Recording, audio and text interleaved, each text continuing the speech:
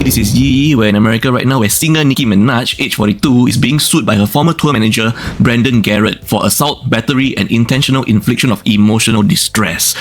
The allegations stem from an incident after a concert at Little Caesars Arena in Detroit, April 21st, during her Pink Friday 2 tour.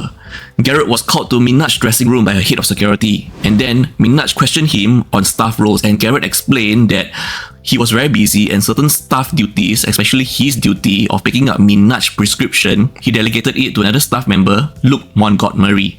This got Minaj allegedly very furious. I presume the boss, being Nicki Minaj, would expect that really personal details like picking up her medications, prescriptions should be done personally by her manager.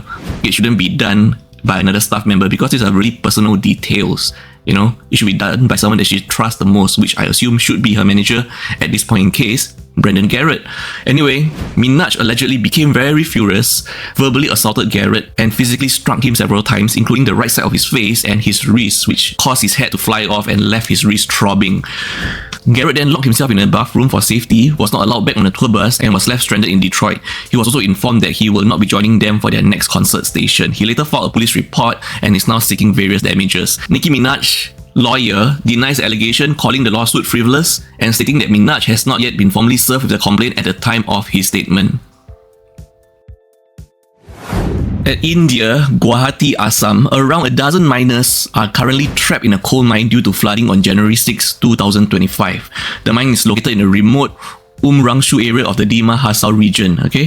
Initial reports from locals suggested that 27 workers entered the mine, but many have escaped, leaving about a dozen still trapped inside. Local police and government rescue teams and the army have been mobilized for the rescue operation. Assam Chief Minister expressed concern over the incident, noting the uncertainty about the exact number of trapped miners and asking for prayers for their safety. Assam, with its extensive river system, is prone to flooding, which increases the risk of water ingress into mines, especially in areas like Dima Hasao, where mining can be close to water bodies or in low-lying areas.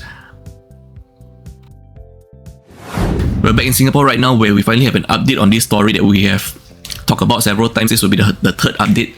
So the woman, who is now allegedly a serial scammer using fake PayNow screenshots, have now returned to Khao Hong by Rang Mama in Katong and repaid the initial $196.20 that she didn't pay on her first offense that happened on July 6, 2024. She also apologized in writing, admitting her actions were due to greed and her conditions of bulimia. She also promised that she will not scam other eateries. This is important because until now, we do not have definitive proof if the scammer in the 3 incidents of 3 separate restaurants are indeed the same person, but the actions, the methods, and video footage show that they do look like the same person. You can notice that the female scammer here only made payment for her first incident after CCTV footage was shared of her, which is similar also in the case of the East Coast Road Breakfast Grill restaurant, where the scammer only returned to make payment after CCTV footage of her was shared too. Anyway, for context, bulimia nervosa is an eating disorder characterized by episodes of binge eating followed by purging behaviors or other compensatory methods to avoid weight gain. However, bulimia does not justify criminal behavior such as fraud. However, it might offer context to the psychological state that could contribute to such actions. We're still in Singapore with this story of a pair of young lovers where a breakup situation got heated up. So on November 3rd, 2024, a 21-year-old man in Singapore, after learning his 2-month relationship was ending, went to his ex-girlfriend's house to confront her. During the ensuing argument, he took her phone and damaged it before leaving, essentially smashing her phone. Later that same night, the ex-girlfriend, along with her younger sister and a 16-year-old male friend, visited his residence at his grandmother's flat in Jurong West. The man noticed that there's such a large group through the peephole. He did not open the door and instead alerted the police, causing the group to leave. The next day, on November 4th, 2024, the ex-girlfriend called, proposing a meeting to discuss the phone damage. They agreed to meet at his residence that evening, So on that day, he checked the peephole again. He saw his ex-girlfriend with her younger sister, so he opened the door. To his surprise, he was confronted not just by them, but also her father, her older brother, and the 16-year-old male friend, For his safety, this 21-year-old man hid a sharp object in his clothes, which he then placed at the floor at the demand of her brother. who asked for compensation for the phone, okay? An argument over payment terms led to the situation escalating as this 21-year-old man is a student, okay? So the 16-year-old male friend stepped in and allegedly started punching the man several times in the face until his grandmother intervened and the group left. Following the altercation, the man's family took him to a doctor due to his injuries, which included a swollen left eye affecting his vision that costed him around 169 Singapore dollars in medication and treatment. The man's father then compensated the ex-girlfriend for her phone for a total of 1,399 Singapore dollars. Guess which phone is that? I have no idea. The man then files a police report after the incident. The Singapore Police Force was notified at around 7:50 PM on November 4th, 2024. The 16-year-old male friend of the ex-girlfriend is currently assisting police with investigations for voluntarily causing hurt. As of January 3rd, 2025, this year, there has been no further updates on the case and investigations are still ongoing.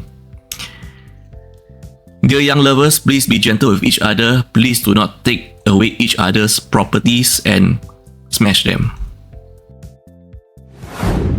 For our last story of the day, we're in Singapore right now. I have to say first, trigger warning, huge trigger warning. I have to re-record this several times because of the contents of this case, and I have to be very careful in the way that I worded this case, okay? So a 22-year-old man has just been sentenced to over 2 years in jail for inappropriate conduct with two boys, aged 8 and 11 during the time of offense. The man was 20 years old during the time of offense, okay?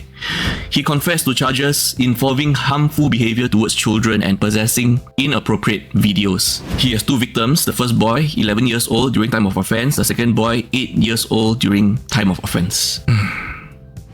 The man first approached his first victim at the communal area at the housing block in December 2022. The boy initially ignored the man, but the man persisted and continued his efforts on a second encounter, following the boy for a short distance and even calling him adorable. This persistence led to the boy visiting the man's home about 7 or 8 times at his invitation, okay? During these visits, the man engaged in improper conduct with the boy, okay? That's all I will say to here, okay? Inappropriate conduct, indecent acts were involved, okay? The second victim, a young boy, 8 years old. The man met his second victim on April 3rd, 2023. He invited the 8-year-old boy to his home. Court documents did not specify the nature of their initial interaction, but this invitation to his home includes improper conduct, inappropriate behavior, improper touch, indecent act that took place, okay? He even asked the boy to pose and blow a kiss to the camera, which this video evidence has been recovered, okay? That the man kept for his own gratification. This horrifying relationship came to light when a neighbor saw the man hugging the first boy in the common area of their block, leading to the neighbor informing the boy's mother, okay? The mother then reported this case to the police on May 24th, 2023. It is only further investigations from the first report that we found that he has a relationship with the second boy. The prosecution argued for a significant sentence due to the vulnerability of the victims and the planned nature of the acts. The prosecution proposed a 38.5 months jail for the man, while the defense sought probation, emphasizing the man's family support and his steps towards rehabilitation. The judge then gave a sentence shorter than the prosecution's request, citing the man's age at the time of the offense and lack of substantial evidence of rehabilitation. So the judge finally sentenced the man to 2 years and 8 months jail on Monday, January 6, 2025. Take care of our children, everyone. We have to take care of all the children. It is our responsibility as parents to know who and what our children are, interacting with. Who are they playing with? Who are they communicating with? It is our responsibility to protect our children. There are really sick and demented and evil people out there in the world targeting children. It is our duty to protect all the children.